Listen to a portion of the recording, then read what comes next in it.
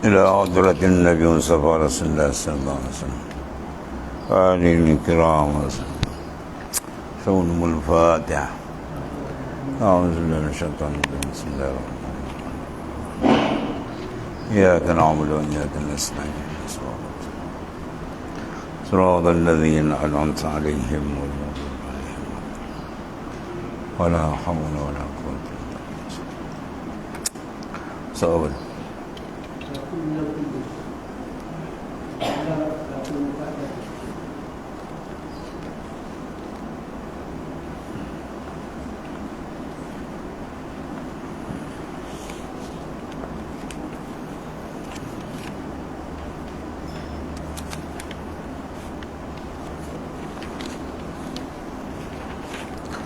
بسم الله الرحمن الرحيم.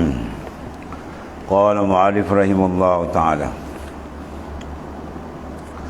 باب ما جاء أن الحياء من الإيمان. Bab ini mengatakan haya minal iman. Malu ialah daripada iman. Ketahui kiranya saudaraku adalah tersebut dalam kitab Fathul Bari, syarah bagi Sahih Bukhari, telah berkata Ar-Raghib,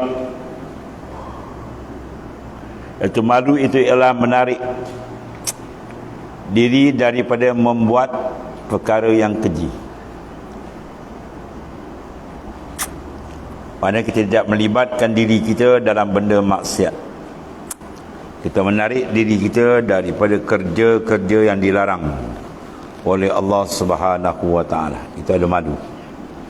Kalau dia tahu benda tu dilarang dibuat, itu orang tak ada malu.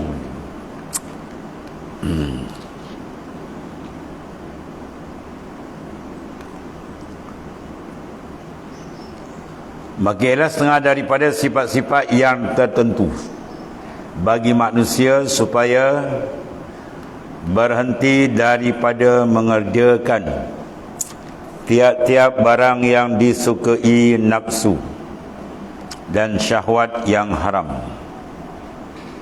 Dengan ada malu, maka dia terpelihara.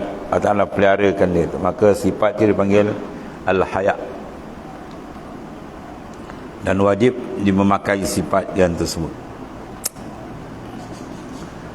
Dan tiada jadi seperti binatang. Bila tidak ada malu, dia serupa macam binatang. Sebab tu orang yang tidak ada malu ni membuat kerja maksiat, maka dipandang oleh wali-waliullah dengan mata hati, nampak macam-macam rupa dia. Ada rupa beruk, ada rupa babi, ada macam-macam. Maka malu pada syarak itu tersusun ia daripada takut. Sebab takut, maka hasil sifat malu itu di antara. Dan tak mahukan yang haram dan yang keji. Sebab dia mengetahui benda haram, resiko benda haram membawa kepada banyak resiko. Murka Tuhan, hati menjadi gelap, kemanisan ibadat ditarik, dan berbagai lagi lah. Dan disediakan neraka Jahannam untuk dia. Kerana itulah orang yang malu itu tiada ia fasik. Orang yang malu dia tak akan jadi orang yang rosak. Itu mana fasik. Dan yang jarang kali ada malu itu pada orang yang tidak sopan. Orang yang tak ada sopan diri, biasa dia tak ada malu. Dia pakai gedar. Dan terkadang malu itu menarik diri, semacam kelakuan budak-budak. Dan kata orang yang lain, malu itu ialah menarik diri, takutkan memperbuat barang yang dikeji. Mana yang dimurkai, dikeji oleh syarak. Sama ada barang yang dikeji itu pada syarak atau pada akal atau pada adat. Barang terkeji memang syarak larang. Dan pada akal pun, akal maknanya tak setuju. Membuang akal, mabuk, itu semua benda-benda yang tidak disetujui. Akal yang sihat dia pergi mabuknya, Dan begitulah yang lain. Dan yang malu yang dibangsakan pada syarak itulah daripada ihsan, seperti tersebut dalam hadis yang dikeluarkan oleh Abu Isa At-Tirmizi dengan katanya an Salim an abihi anna Rasulullah sallallahu alaihi wasallam qala anna Rasulullah sallallahu alaihi wasallam marra bir rajulin wa huwa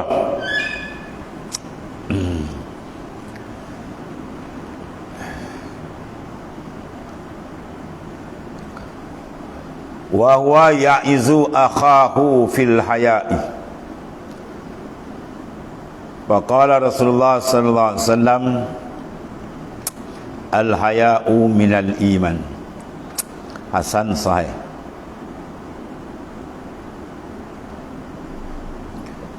Diriwayatkan daripada Salim daripada bapanya, iaitu seorang daripada sahabat bagi Rasulullah SAW. Namanya ialah Abdullah bin Umar bin Al-Khattab. Jadi anak bagi Abdullah namanya Salim. Salim ni cucu Sayyidina Umar radhiyallahu anhu.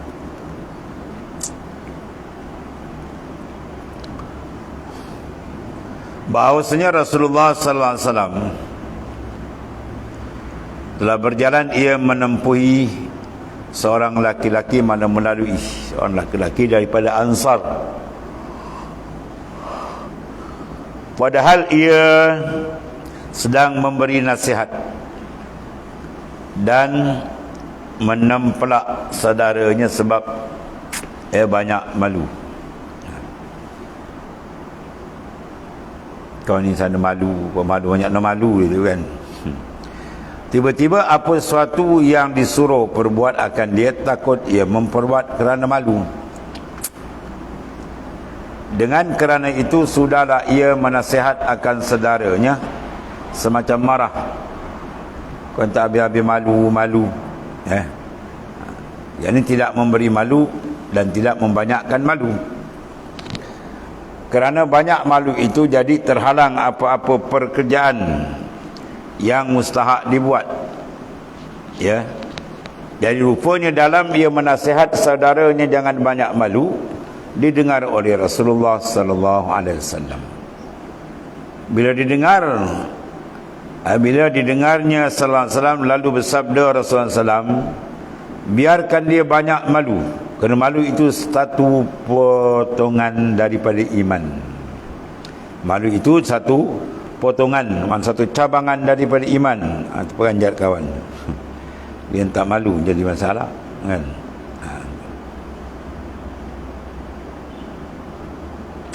Padahal hadis Nabi kata apa? Al-war'u hasan. Wara' itu elok. Walakin fil ulama'i ahsan. Tapi pada ulama' lebih elok. As-sahak hasan. Sifat sahak mana pemurah itu elok. Tapi bagi orang kaya lebih elok. Kan? Di dalam masjid orang derma seorang RM5, RM10, 6 tahun tak siap lagi. Seorang ni buat masjid berapa? Setahun dah siap. Nepom 2 juta bagi, yang ni 3 juta. Kejap dia siap. Maknanya pada orang kaya itu lebih baik kalau ada sifat pemurah. Kemudian al-haya' hasan, sifat malu tu elok. Walakin bin nisa'i hasan, tapi pada perempuan lebih elok. Sebab perempuan kalau tak ada malu macam binatang rupa. Apa tak ada rupa entah ni. Sifat malu tu elok, tapi pada perempuan lebih elok.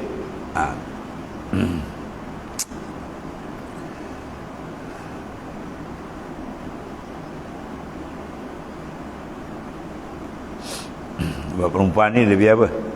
Lebih menjaga diri dia. Jangan dia terkinjang, terkenyih, kan? Macam orang gatal no.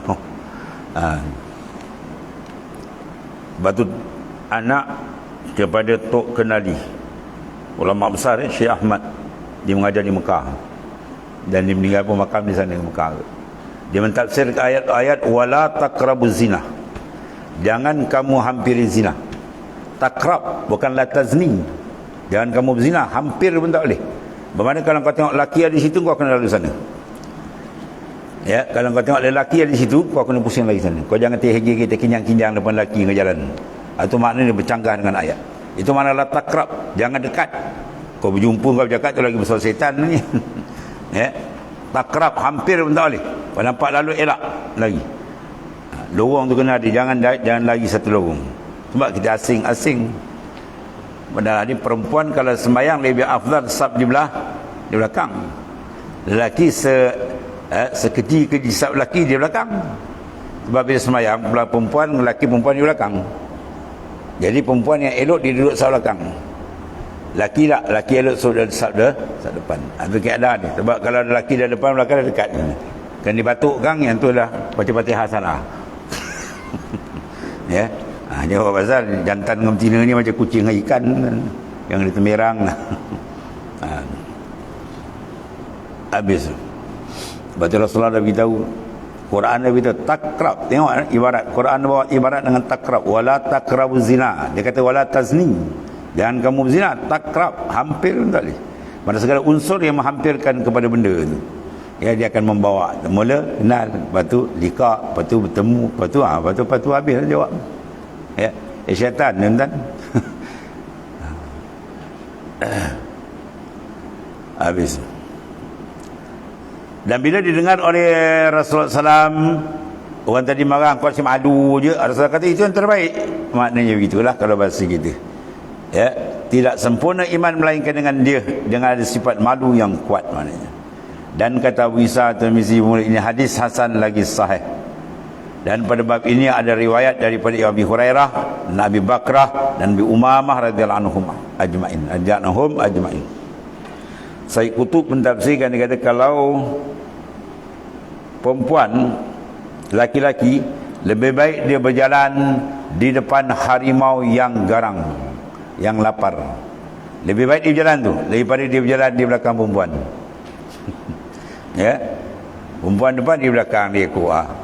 Itu lebih teruk, lebih bahaya daripada dia berjalan depan gimau dia makan gimau. Ya, memang bahaya. Apa yang ni punya bahaya lagi dahsyat. Bahaya nafsu tu lagi dahsyat. Itu maksudnya. Ya. Dia berjalan di depan harimau yang lapar lagi garang, lebih baik dia kata daripada kau berjalan ya di depan kau tu ada perempuan. Sebab perempuan lelaki ni kena jaga betul. Kalau tidak, apa dia tak perasan, tudung atas kepala tak perasan, serban atas kepala tak perasan. Babu ma jaa fi hurmatis salah. Bab datang ni pada menyatakan hadis membicarakan membesarkan sembahyang dan memperbanyakkannya. Ketahui kira saudaraku, sembahyang itu satu ibadat yang besar. Maka itu wajib dan sunat. Maka itu wajib pun ada, sunat. Maka yang wajib itu lebih besar pahalanya daripada sekalian ibadat. Kemudian daripada syahadah. Selepas dia mengucap dua kalimat syahadah, maka ibadat paling besar adalah salah. As-salah fi waqtiha. Bermakna syahadah dulu. Syahadah tajuk apa? Dia maksud tajuk iman. Sebab kata iman tak ada apa faedah, dia buat ibadat tak diterima. Bila tapakkan atas akidah iman, maka syahadah tu benda besar. Lepas tu sembahyang, ya. Dan sembahyang itu ibadat yang amat mulia. Telah dimuliakan Allah Ta'ala lebih daripada segala ibadat yang lain. Segala ibadat yang lain, maka sembahyang itu lebih utama. Segi pengambilan pun dia berbeza. Kewajipan yang lain malaikat bawa turun, malaikat wahyu, malaikat Jibril alaihissalam. Adapun sembahyang tidak, Rasulullah dijemput. Sebab tu dinamakan sembahyang ni hadiyatuz ziarah. Sembahyang dipanggil hadiyatuz ziarah, mana hadiah orang yang menziarahi Allah Ta'ala. Itu Rasulullah SAW. Diangkat ke langit dan diberikan. Dan difardukan telah sembahyang 5 waktu itu di langit, yang lain di bawah. Ya. Itulah satu tanda yang menunjukkan lebih mulianya daripada lain ibadat. Dan telah datang beberapa hadis pula menunjukkan atas mulianya. Satu daripadanya ialah seperti hadis yang dikeluarkan oleh Abu Isa Tirmizi dengan katanya an Muaz bin Jabal qala kuntu ma'an Nabi sallallahu alaihi wasallam fi safar fa asbahtu yauman qariban minhu wa nahnu nasir fa qultu ya Rasulullah sallallahu alaihi wasallam akhbirni bi'amalin yudkhiluni al-jannata wa yubaiduni minan nari qala laqad sa'altani an azim wa innahu la yasirun ala man yassarahu Allahu alaihi ta'budullaha wa la tusyriku bihi syai'ah wa tuqimus salah wa tu'ti zakah wa tasumu ramadan wa tahujjul bait summa qal ala adulluka ala abwabil khair as-sawmu junnah was sadaqatu tutfi'ul khati'ah kama yutfi'ul ma'an nar wa salatul rajul min jawfil lail syi'arus salihin qala summa tala tatajafa junubuhum anil madaji'i yad'una rabbahum ya tatajafa junubihim anil madaji' hatta balagha hatta itu bukan ayat sampai hatta balagha ya'malun summa qala ala ukhbirukum bi ra'sil amr wa umudihi wa dirwati sanami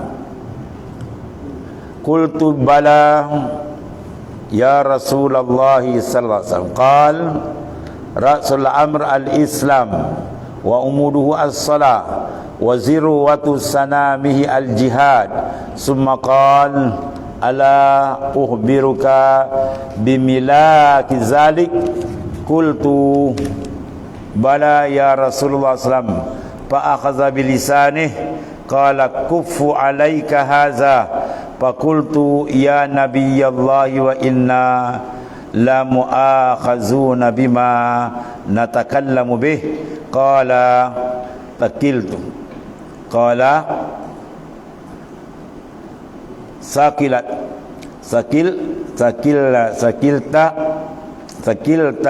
sakilka ummak ya Muaz wa hal yakubbun nas bin nari ala wujuhihim aw ala manakhirihim illa khasaidu al-sinatihim. Hasan sahih.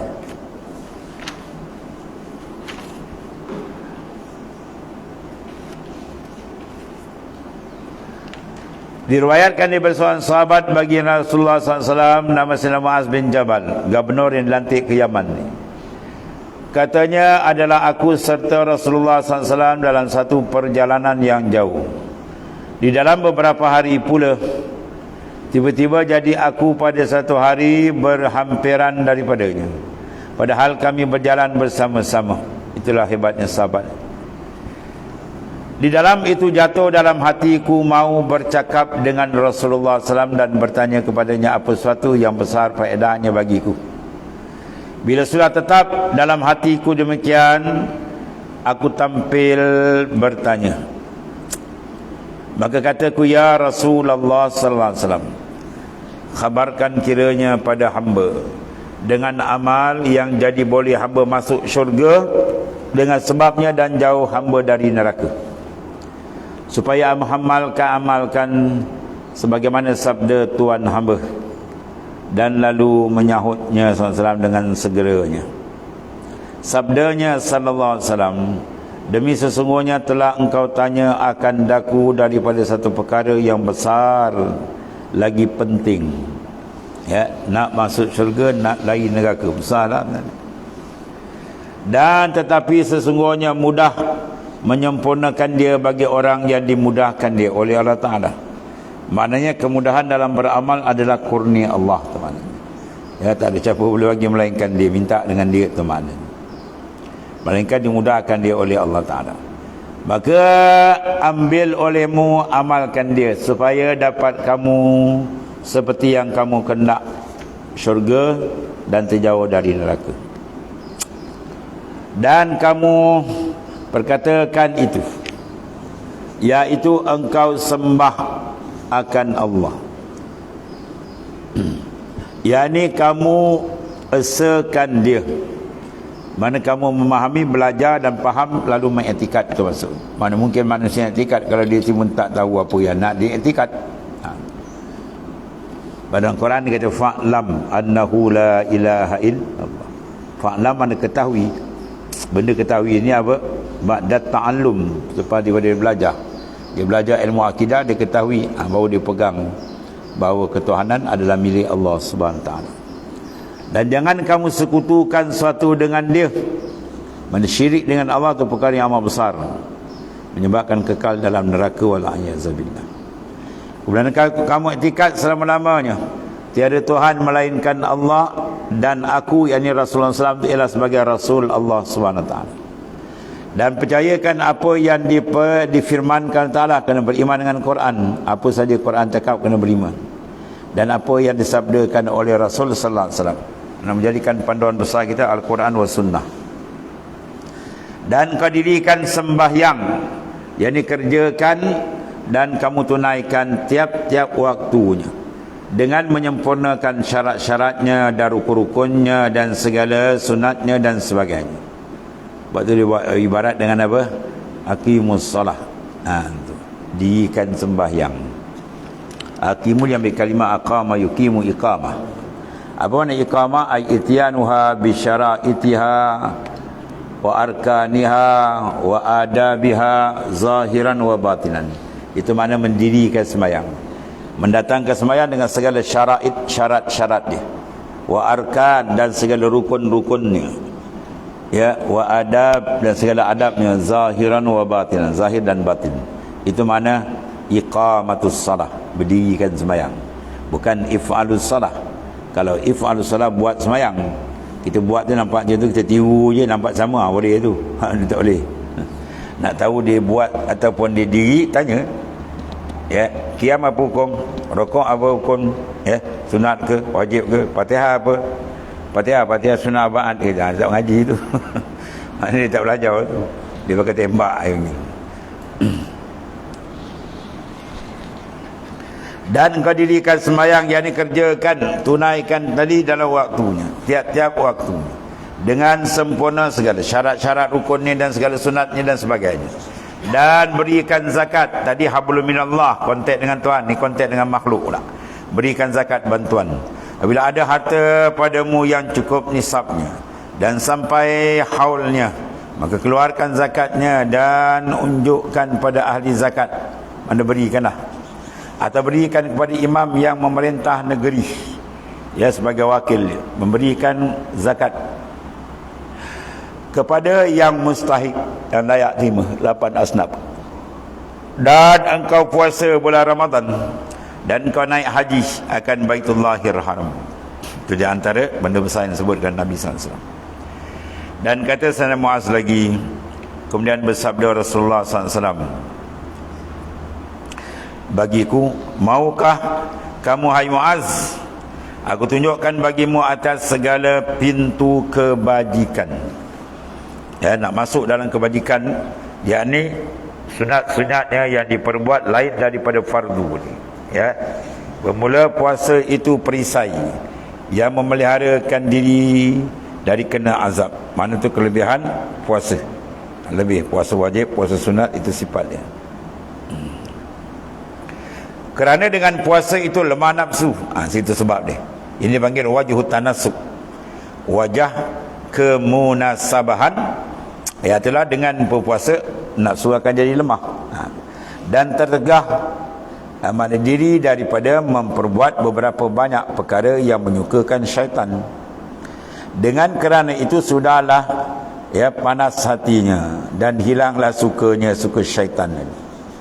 Dan bermula sedekah pula memadam ia akan dosa dan kesalahan seorang yang mengerjakannya. Dia bersedekah tu besar pahala, ya. Atau diberi hutang kemudian dihapuskan, itu sabatallahu qadama ala sirat. Tuhan tetapkan kaki dia tak gelincir daripada sirat apabila seorang tu memberi hutang kemudian dihapuskan. Ya, ambillah kelebihan kan. Kalau nak hutang kita 50 ringgit dia bagi, lepas Lepas tu kita niat halal. Nampak kelebihan RM50. Kalau RM50,000 lagi baik. Boleh. Kita menung 2 kali. Lagi banyak lagi baik kalau boleh. Tapi paling tidak pembuat yang mampu, kan?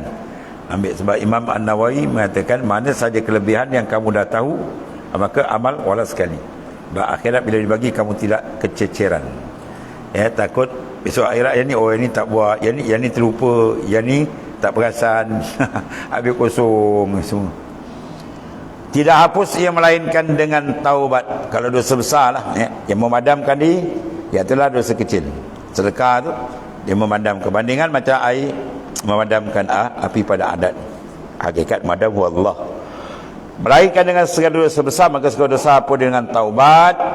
Dan kalau berkait dengan orang, dia kena istihlal, minta halal, kira bicara, runding, minta halal dan sebagainya. Dan semayang laki-laki pada tengah malam, ni kelebihan yang besar. Wa izuhu qiyamu bil lail. Izah tu daripada orang seorang tadi bangun pada waktu malam. Itu ketandaan orang saleh. Pakaian orang saleh ialah qiyam. Jadi orang yang saleh mengerjakan pekerjaan sembahyang tengah malam. Dan siapa yang muazzabah mengekalkan, insya-Allah dia lepas daripada azab kubur. Iaitu apabila sudah tidur ia pada awal malamnya, kemudian datang tengah malam bangun dan sembahyang sekurang-kurangnya 2 rakaat tu paling kurang, dan membaca Quran, ambillah sekurang-kurang bacalah selai 2 kan, satu ain kalau baik, atau juzu, atau apa-apa ibadat lain, zikir, selawat, istighfar. Adapun jikalau bukan seorang itu daripada orang yang saleh, tentulah tidak terbuatnya seperti demikian. Dia tarik selimut, tidur bergulung macam tenggiling. Itu makna. Dan kata Sayyidina Muaz, kemudian dibaca oleh baginda Rasulullah SAW akan ayat di surah Sajadah yang menunjukkan atas kelebihan bangun sembahyang. Iaitulah tatajafa junubuhum anil madaji' yad'una rabbahum khaufan wa tama'an wa mimma razaqnahum yunfikun. Iaitu renggang. Tatajafa itu mana renggang.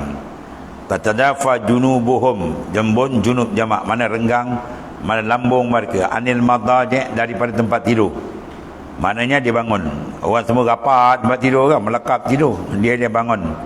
Apa dia bangun? Yad'una rabbahum, dia bermohon, berdoa kepada Tuhan mereka itu. Khaufan, dalam keadaan gerun, takut, wa tama'an, dalam keadaan harap. Atau sifat dia orang-orang yang dipuji oleh Allah Ta'ala. Wa mimma razaqnahum yunfikun, dan dari setengah daripada barang yang kami rezekikan akan mereka, mereka menafkahkan. Mana rezeki yang diberikan dinafkahkan, sama ada wajib ataupun yang sunat. Artinya renggang rusuk mereka itu daripada tempat tidur sinar. Yang dibangkit mereka itu meninggalkan tempat tidur, hal keadaannya berdoa mereka itu kepada Tuhan dan menyembahnya, kerana takut mereka itu akan azab Allah Ta'ala, dan tamak mereka itu akan syurganya, dan memberi manfaat mereka itu pada barang yang diberi rezeki akan mereka itu. Yang ini berbuat sedekah, ia akan sedekah wajib atau sedekah yang sunat. Wajib zakatlah. Maka tiada tahu seorang pun akan barang yang disembunyikan, sembunyi taruh oleh Tuhan bagi mereka itu daripada apa yang mencukupi. Itulah mata hati akan dia balasan dengan barang yang ada, memperbuat mereka itu akan dia.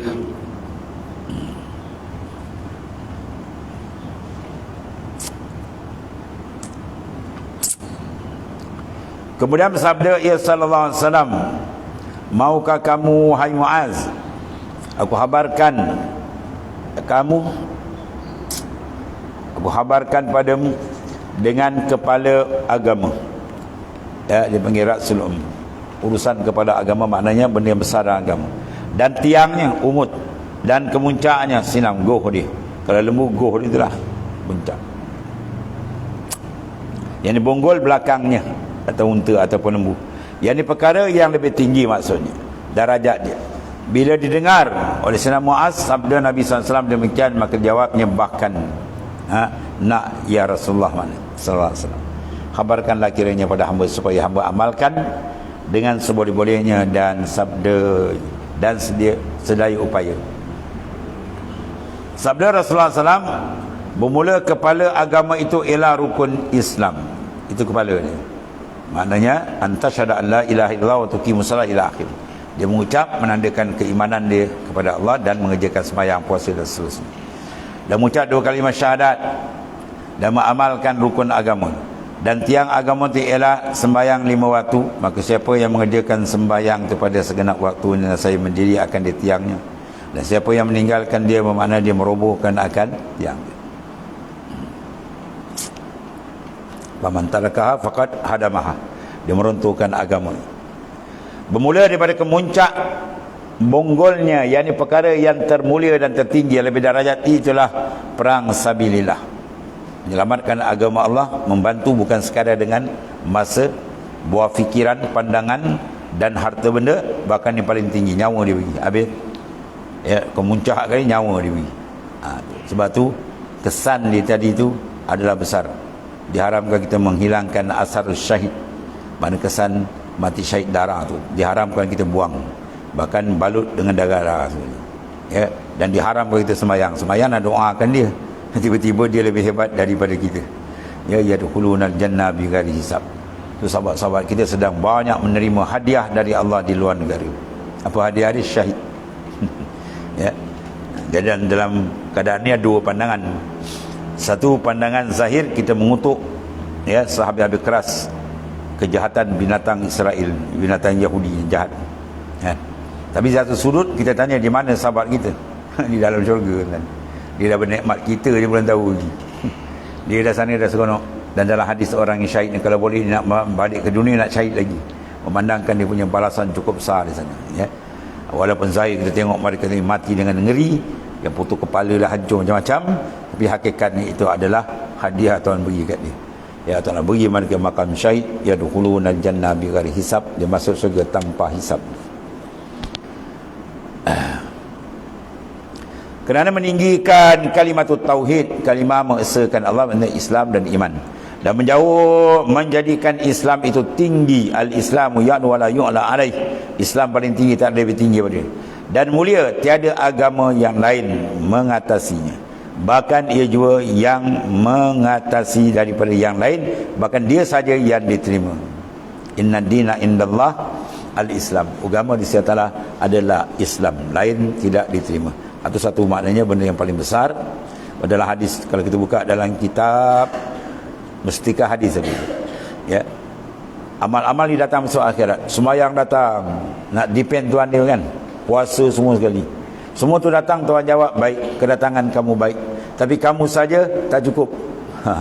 Last sekali datang Islam, yang makna syumul, lengkap. Maka kedatangan kamu baik dan dengan kamu diterima seluruhnya.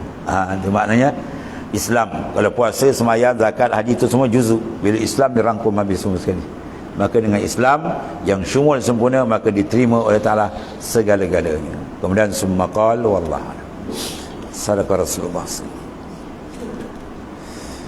Bismillahirrahmanirrahim. Alhamdulillah. Sayyidina Maulana Muhammadin ala alihi wa sahbihi. Allahumma salli ala Muhammad. Alhamdulillah.